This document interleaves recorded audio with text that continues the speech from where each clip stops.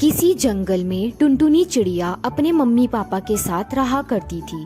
उसे गाना गाना बहुत ही पसंद था, इसलिए वो अपनी पढ़ाई के बाद समय निकालकर गाना सीखा करती थी।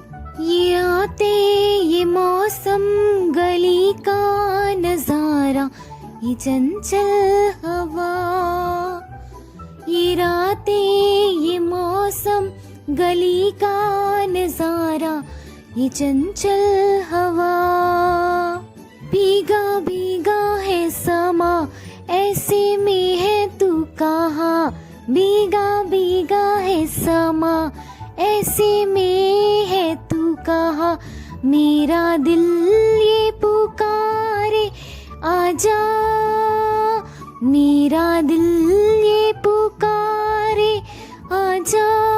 एक दिन टुनटुनी अपनी सिंगिंग क्लास से घर आई तो वो अपनी माँ टूनी से कहती है, अरे माँ, मैंने सिंगिंग पूरी सीख ली है। अब मैं जल्दी अपनी सिंगिंग एकेडमी खोलूंगी जिसमें मैं गरीब बच्चों को बिल्कुल कम फीस में सिंगिंग सिखाऊंगी।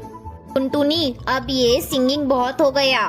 तुझे सिंगिंग बहुत पसंद थी ना, इसलिए मैंने तुझे आज तक सिंगिंग सीखने से मना नहीं किया। लेकिन अब तू बड़ी हो गई है, कुछ ही दिनों बाद तेरी शादी हो जाएगी, फिर तू अपनी ससुराल चले जाएगी, वहाँ जाकर सिंगिंग एकेडमी खोल लेना। नहीं माँ, मैं अभी शादी नहीं करूँगी, मुझे शादी नहीं करनी। खबरदार, अगर तूने इस विषय में एक और बात बोली तो मैंने तेरी शादी की बात तेरी मासी से कही है। अगर कोई अच्छा रिश्ता मिलेगा तो मैं तुम्हारी शादी कर दूंगी। टुनटुनी चुपचाप अपनी माँ की बातों को सुनती रही और कुछ न बोली। जल्दी उसका रिश्ता कालू कौवे से हो जाता है। कालू कौवा की शहर में बहुत अच्छी नौकरी थी। एक दिन टुनटुनी अपनी सास के साथ बैठी थी, तभी उसकी सास कहती है, अरे बहू, मैंने सुना है तू शादी से पहले सिंगिंग भी सीखा करती थी। हाँ माँ जी, मैंने शादी से पहले सिंगिंग सीखी थी क्योंकि मुझे गाना गाना बहुत अच्छा लगता है। मैं सोच रही थी अपना सिंगिंग एकेडमी खोल लूँ और अपने हुनर को आगे बढ़ाऊँ। अगर आपकी आज्ञा हो तो क्या मैं आपके इस बड़े से घर में एक सिंगिंग स्कूल खोल लूँ? अरे नहीं नहीं बहू, ये तुम क्या कह रही हो? दोबारा ऐसी बात कभी मत करना। तुम्हें हम बहू बनाकर लाए हैं, घर में गायिका बनाने के लिए नहीं लाए हैं। मेरा बेटा बहुत अच्छा कमाता है, तुम्हें क्या जरूरत है सिंगिंग स्कूल खोलने की? अब उठो और जाओ, मेरे लिए जल्दी जल्दी एक अच्छी सी चाय बनाकर लाओ। तुम्हारी बातें सुनकर मेरे सर में दर्द होने लगा है। उस दिन के बाद से टुनटुनी ने सिंगिंग एकेडमी के बारे में बात करना ही छोड़ दिया। इस तरह से समय गुजरने लगा।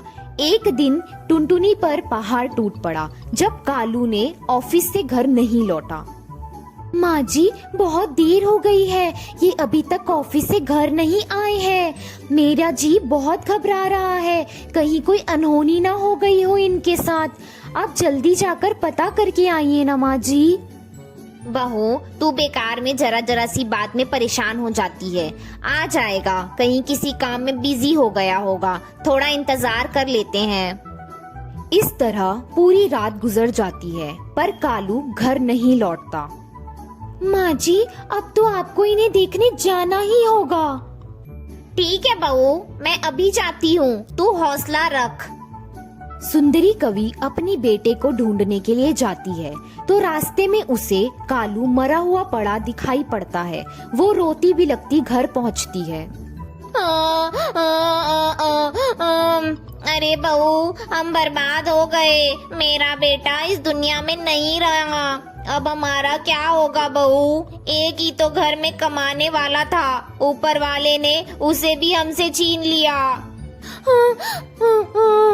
माँ जी, आप झूठ बोल रही हैं, ऐसा नहीं हो सकता माँ जी।